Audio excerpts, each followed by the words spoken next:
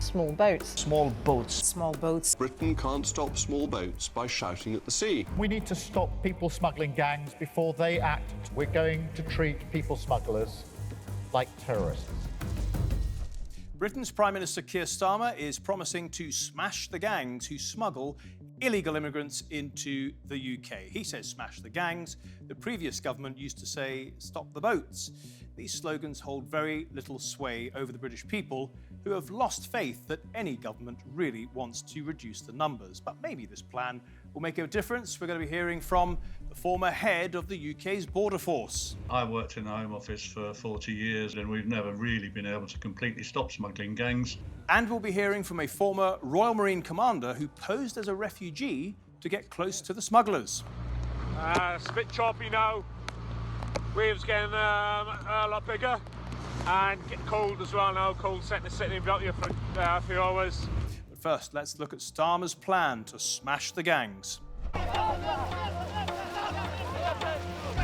The charging of an asylum seeker for the alleged brutal murder of a hotel worker. This is someone who is thought to have crossed the Channel this summer on a small boat. It's a profitable business for the smugglers, being paid thousands of pounds by people to get them over to the UK. We hear stories from the authorities in France of gunfights in the camps, of machete wars. Now, these people are either on their way or they're already here in this country. There is no women and children there. These are fighting-age men. The early hours of Thursday morning, and dozens more asylum seekers are brought ashore in Dover. And people are furious about the sheer numbers coming. Furious that now over 1% of the British population that we know of are illegal immigrants. Britain's Keir Starmer is the latest Prime Minister to say he's dedicated to stopping all this. There is no safe haven. There is no place that you can hide from justice. There is a particular group of organised criminals that urgently need to hear this message. The vile people smugglers. But Starmer's predecessors have all talked tough, yet ultimately failed to stop the boats coming. Starmer has committed to doubling funding to reach 190 million in order to smash the gangs. The new funding will go towards a new organised immigration crime intelligence unit, hundreds of new investigators, and intelligence officers backed by state-of-the-art technology. People smuggling should be viewed as a global security threat similar to terrorism. Counter-terror tactics could include the ability to shut down bank accounts, cut off internet access, and seize evidence before offences take place. You do not have to say anything, but it may... Smugglers may also be fast-tracked through the courts, similar to the way in which the UK rioters were this summer. But will it be enough? Some claim it is just a drop in the ocean. And we're joined now by the former Director General of UK Border Force, Tony Smith, and the former Royal Marine Commando, Lee West, who went undercover in French migrant camps and crossed the Channel in a small boat. Thank you very much for joining us, gentlemen.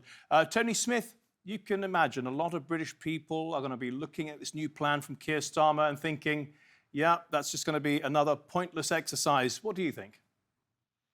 Well, I don't think it's going to stop the boats in itself by going after the criminal smuggling gangs personally.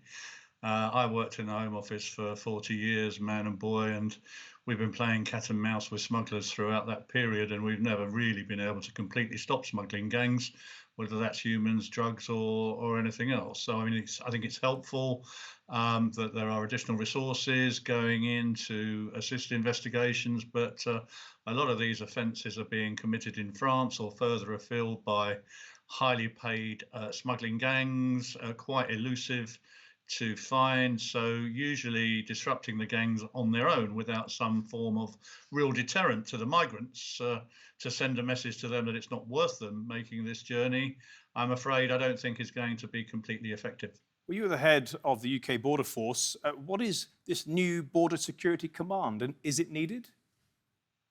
Well, it is new in that there are a number of agencies involved in this. I was part of the Border Force, which also includes the Special Boats Operational Command, which covers the Channel, but there's also Immigration Enforcement, there's a National Crime Agency, There are the crime and there are a number of agencies, let's put it that way, already involved in investigating smuggling gangs.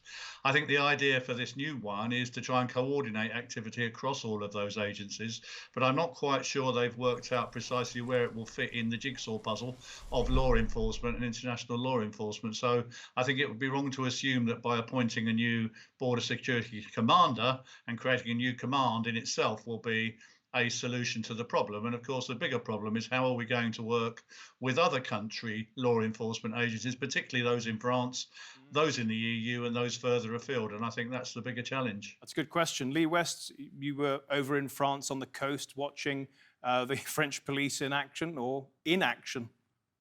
Yeah, that's right. We lived in the migrant camp on 2 separate occasions for 7 nights, including the ones on the outskirts of Paris. So we actually saw further back in the chain, not just on the French northern coast, but back in Paris and the satellite sites there, which are staging posts from southern Europe.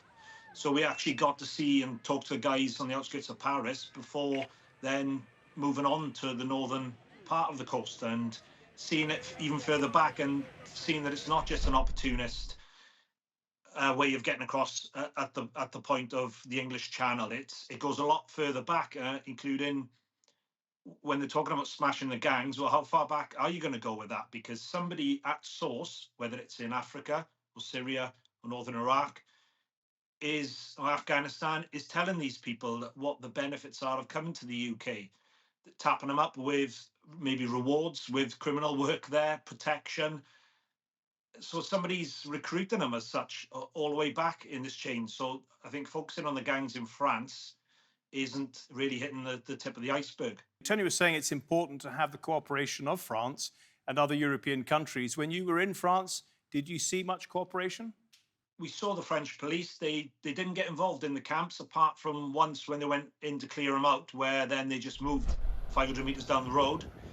A lot of the time they would just sit on the perimeter on the outskirts, observe for any actual criminal activity on the ground. And if they weren't doing that, they would come and go freely and move around the coast. And we were able to launch from the northern French coast near Saint-Gat, the old camp, and a quite prominent slipway into the channel, which we found from Google Maps. We hadn't even been there beforehand. So if we could find it just by a quick glance at Google Maps, turn up there, we spent a good few hours before we set off, undisturbed, and then set off across. So we didn't see a single police officer, anybody patrolling the beach, and nobody hindered us whatsoever. Tony, you mentioned political cooperation from France and other countries. I mean, Keir Starmer went to Hungary for a type of a European summit, and he floated a plan to return illegal immigrants and refugees to the European Union. But the Hungarians have said, no, you've exited the European Union. You don't have those rights anymore. Is that correct? Well, I think we need to understand the landscape in the EU on migration is such that they haven't been able to agree amongst themselves an arrangement for distribution of failed asylum seekers. There was originally the Dublin Convention. There were 3 versions of that. There's now this new EU Migration Pact, which seeks to allocate, if you like, asylum seekers across the Union. But there are vast disagreements between them as to who should deal with which applicant where. And so, us getting an agreement to return people back to the EU when they come here illegally, I'm afraid seems quite remote, regardless of the colour of our government. I think the one thing that has changed, of course, since the election was this government has scrapped the Rwanda plan, which would have enabled the UK to return people coming across in small boats to Rwanda for their asylum applications to be processed, and they could remain there. And the question was whether that would have been a deterrent. Of course, we'll never know now because that was abolished by the incoming government. Just a quick one before we move on to Lee West's experiences. You worked for the Home Office. You were under Theresa May. David Cameron was the Prime Minister at the time. Do you feel there is really the political will to stop the boats, to smash the gangs? I think there's a desire. I was fortunate in the boats weren't coming across in 2013 when I retired. They were coming in lorries then or hiding on the ferries and so on. It was easier to stop them. It's much more difficult now they're on the beaches. I think the UK government does want to stop the boats, but they've got a real problem in that the EU itself is got a very significant number of asylum seekers and doesn't really want to take anybody back from here. So the political incentives, if you like, for France and the EU to stop the boats, even though we've given them quite a lot of resource to enable them to do so, is quite limited. So it's a real challenge. And without a deterrent, we might be able to remove some of the cohorts. They are removable, but some of the more difficult cohorts, people coming from places like Afghanistan and Syria and Iran, we can't return people to those countries regardless of the state of their asylum claims. So without some other alternative place to send them to, I'm afraid they're going to keep coming. Lee, you're a former military man. I've often heard it said, if you can stop the Nazis invading Britain, you can stop these small boats if you have the will. Could you? Yeah, definitely. I think if it was looked at as an actual military invasion, like you said, somebody like the Nazis invading from France, then pretty quick, within a few days, you'd have the Royal Navy, Royal Marines, reconnaissance patrols in and around that coast. I know it's not that easy when it's a partner nation. Intelligence, drones, human intelligence on the ground. Quickly, you'd be able to work out what we did it in Afghanistan quite recently. That's how we work. It's all intelligence driven. And then you'd attack it from there. And you look at right now, somewhere in the Caribbean right now, there are Royal Navy ships, Royal Navy helicopters and small boats with Royal Marines, snipers, taking out engines of small boats for the drugs trade. Now, I don't want to compare the drugs trade to this, but if we can stop it, and we haven't stopped it, but if we could be there actively patrolling and stopping small boats in the Caribbean, then I'm sure we could do it in the English Channel, which we can. We have got the expertise, the intelligence and the technology and the expertise within the manpower to do it. Lee, let's take a look at some of the reports you've been uploading to YouTube, and then I want to ask you why on earth you do this. So we're in the jungle, we're in a two-man tent. It's a bit damp, there's lots of moving outside. You can hear some rats scurrying around, searching for the food. It's been quiet up until now. There seems to be a lot more men walking around. I think they're on their way back from trying to get on the trucks. Also, I think they're coming back from getting the free food. Sun's gone down, the rain's started, it's getting dark, it's a bit edgier. They've moved 500 metres down the road to a different spot to do exactly the same. We think we're over halfway. We're just hitting quite a busy part of the lane. There's a big container ship just off to our right. It's caused us a little bit of concern. We've sort of been heading towards each other for the last half hour or so. You can see it.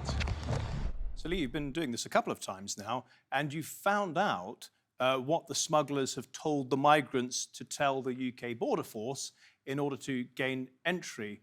Give us some of those lines. Yeah, it's not just the smugglers. There are a lot of NGO groups there, shady ones, who actively want the guys to come across, and they believe there should be no borders in the world. And they will tell them whatever is the most topical thing, human rights as well. I remember at one stage, a lot of them were being told to say that they were homosexual because in the countries they come from, it was punishable by death and other persecution. And knowing that the UK is big on human rights, and we wouldn't be able to turn people away for that. So a lot of them are getting coached and schooled in what to say when they are interviewed by the officials. That was a key one at one point. But again, it depends on the current landscape, political landscape, or whatever's hot. They will be told what to say at the point of entry. And that's Western NGOs. So the people who are putting themselves forward as humanitarians are actually trying to sort of deceive the system. Yeah, they're facilitating it. Yeah, definitely. And they're open, they're brazen about it. We got accused by one of the food camps. We went there to try and get some free food, and they accused us of being from one of these groups, which then allowed us to ask a few questions without suspicion. We're like, well, why is it so bad that you think we're from this group? And they told us all about it. And we actually met a few people from these groups who were very suspicious of us. So we got to get glean a little bit of information about them. And they're quite open and brazen about it. They want and they will actively help people get across the border. And why were they considered bad? The charity groups, there are some very honourable charity groups there who are just there to give food and medical assistance. And they didn't agree with this other NGO taking them across illegally, because it is illegal. And these other charity groups did not want to be associated with it. And they didn't want the people they were helping, who they built a rapport with, getting in trouble and getting arrested and getting involved in these shady groups. So as much as the migrants aren't all one cohesive group, a lot of the NGOs aren't cohesive groups. Lee West and Tony Smith, thank you both for your contributions today. Much appreciated. Well, the numbers of illegal immigrants coming into Britain has been steadily climbing under successive governments, leaving many to wonder whether any party really wants to stop them. Tony Blair's arrival as British Prime Minister in 1997 coincided almost exactly with the start of modern mass immigration to the UK. During the decade he was in charge, net migration, which includes illegal immigration, surged rapidly, from 48,000 per year in 1997 to 273,000 by 2007. His successor as Labour Prime Minister, Gordon Brown, claimed he understood the public's concern, but he was also unable to bring numbers down. The Conservatives won back power in 2010, and Britain's new leader, David Cameron, was the latest to promise to bring net migration back down to the tens of thousands. He failed. In 2016, he announced a referendum on Britain's membership of the EU. Much of the debate was centred around migration. Ordinary folk out there are saying, enough's enough, we want to take back control. The anti-immigration vote was one of the main drivers behind the shock result to leave the EU. Dawn is breaking on an independent, united kingdom. Next up in Downing Street was Theresa May, arriving with the same promises. Let me be clear. We are not leaving the European Union today to give up control of immigration again. And again, failing to keep them. She had come up with the so-called hostile environment policy. Yet in her term, the small boat crossings began to rise dramatically, and kept rising, under PMs Boris Johnson, Liz Truss and Rishi Sunak. Immigration has been consistently recorded as one of the public's top concerns for decades.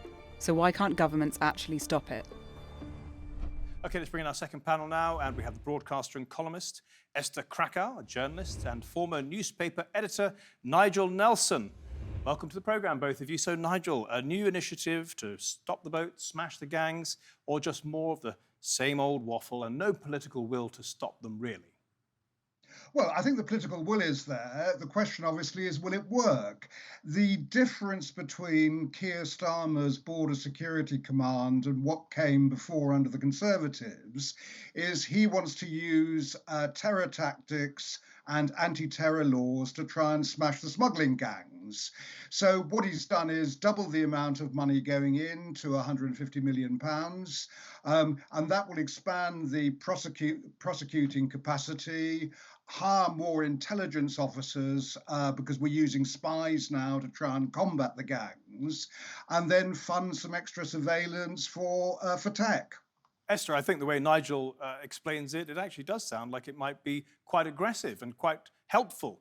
Well, unfortunately, this is basically a whack-a-mole strategy, which I highly doubt would work because we know what works. They just don't want to do it. So this idea that smashing the gangs is something that no government has thought of is ludicrous. You don't have to be very sophisticated to put people on a boat, give them a torchlight, and whisk them a farewell across the channel. It's not rocket science. I mean, drug dealers have more sophisticated tactics of getting their drugs across borders, and we haven't been able to smash those in over 50 years of drug policy, of a war on drugs. So I highly doubt this is going to work. There are just too many gangs to try and smash. They make millions of pounds every month. The risk is relatively low to them. It doesn't cost very much to get an inflatable boat across the channel. You mentioned we know how to do it. How do we do it then? Well, the Australians did it. You need to have a deterrent. You need to have a third location where they're sent to. The issue here isn't demand. There's always going to be demand for people that are willing to risk their lives to cross the channel to come to Britain, where they're almost certainly not going to be removed. The issue here is killing, the supply. And how you do that is by not allowing them to get what they want, which is asylum in the UK. Unfortunately, people are not looking at the common sense argument, which is just Britain is an island.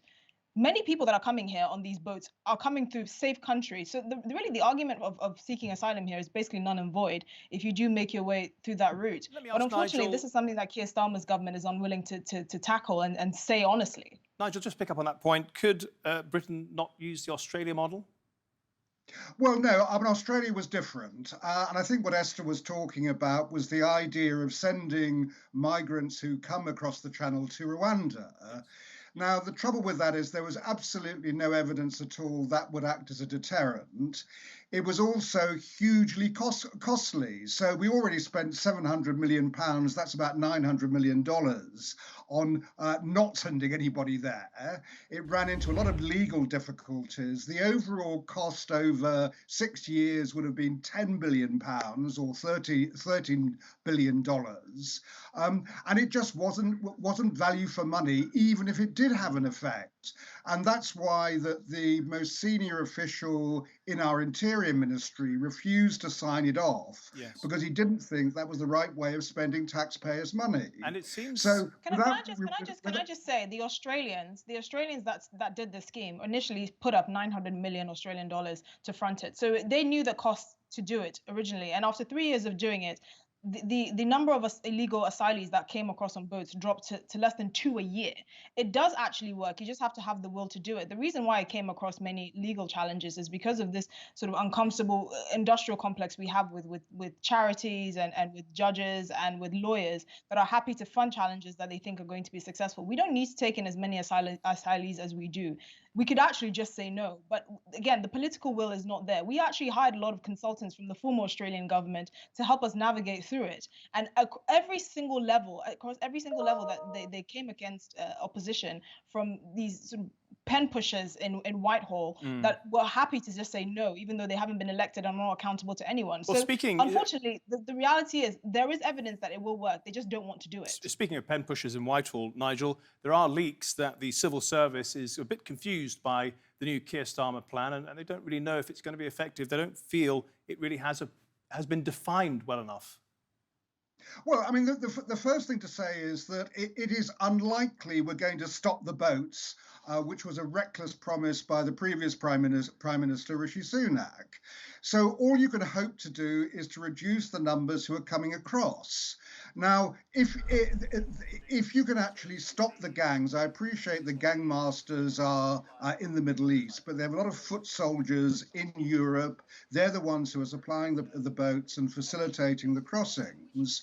What you're trying to do is stop them, or at least disrupt what they're doing. Now that's where your anti-terror laws come in. What you can do is you can start being much more intrusive than you were before, which means looking at mobiles whenever you're suspicious of somebody. It means going into bank accounts and stopping bank accounts. So there are things you can do. The point basically is that Esther is right. You won't stop the boats. So what we're trying to do now is to reduce the numbers coming. The only way in the long term of dealing with this, which is going to be a global issue, is to end the system whereby to claim asylum you have to be on British soil. That's the big draw for these people coming across the Channel. We've got to find a way of allowing people to claim asylum elsewhere. This idea that most of these gangs are based in the Middle East is not painting the entire picture. You have Indian students coming on boats, going through Serbia, which is a country that allows Indian nationals to go through visa-free, so that they can come to the UK, claim asylum, and then by doing that, they can actually pay home fees, which is about £9,250 instead of international fees, which tend to be about 50% higher. This problem is so pervasive that it's not just a bunch of Middle Eastern gangs with sophisticated technology. It really couldn't be more simple. It's so simple. Esther, know someone who I grew up with in Ghana who came across on these small boats from Libya to Italy and has now claimed asylum. It couldn't be simpler. And this idea that these are sophisticated people using mobile phones, you literally only need an inflatable boat and a torchlight and willing people to go across, which is why deploying all these resources, trying to hack into people's phones, trying to figure out conversations and all of that is a fruitless task. The point is, one, you should just have a cap on how many people can claim asylum and just say no. And you should be able to actually try and stop the demand, because that's what's changing it. I'd just like to draw parallel with our drug policies, with the UK's drug policy, which we haven't reviewed in over 60 years, which is this war on drugs where you basically stop the supply and you just keep breaking a chain and breaking up the supply chain, even though masses of drugs somehow just fill in to flood it, and our drugs problem has gotten infinitely worse, not better. The point here isn't to stop the supply of it in the market, which is very easy to flood. It's to stop the demand. If you stop people from actually being able to claim asylum, the smugglers have no business model. It really is that simple. How do you actually do that?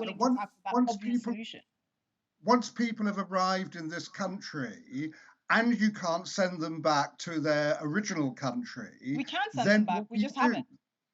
No, We haven't. I mean, We can't send them back. We haven't because we don't have returns agreements with the 20 main countries that a lot of these asylums are coming from, including Afghanistan, which we basically have no relations with the Taliban government, which is a mistake.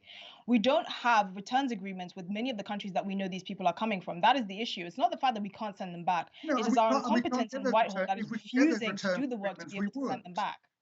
The issue is returning people to a place like Afghanistan would be in breach of British human rights law, let alone international conventions like the European Convention on Human British people that want to live in their country safely? And also, I'm sorry, if we're going to prioritize anyone fleeing the Taliban, I would rather prioritize the women and children that are living that brutal regime than the able and fit men that have the resources to smuggle themselves across into Europe and over the dinghy. I'm sorry, the British human rights law that is conflicting this issue is not fit for purpose, and it's putting the lives of British nationals at risk. Again, this comes down to political will, because everything I'm saying is very obvious and has been discussed many times in Westminster. It's just the Labour government is not interested in doing anything about it. It might be obvious to just scrap the Human Rights Act, but certainly I wouldn't be in favour of that. Not scrapping the Human Rights Act, removing the provision that allows foreign nationals to have more rights than British nationals to their own security at home. Nigel, just a quick last answer from you. Why would you not want to see Esther's plan put into place? Simply because it would be in breach of all our international obligations. It would be against the British Human Rights Act. It wouldn't get through the European Convention on Human Rights. And I think that the one thing we've got to be about to be in dealing with this, with the will of the British people, which is sovereign. I know someone who claimed asylum by pretending to be humane. It is condemning people to death. Nigel Nelson and Esther Krakue, thank you both very much. Sorry to call time on you. I appreciate you have a lot more to say, but thank you very much. And thank you at home and on your phones for watching. If you want to see this episode or any of our previous episodes, do go to our channel on YouTube. Just type in Nexus TRT1. Till next week then, goodbye.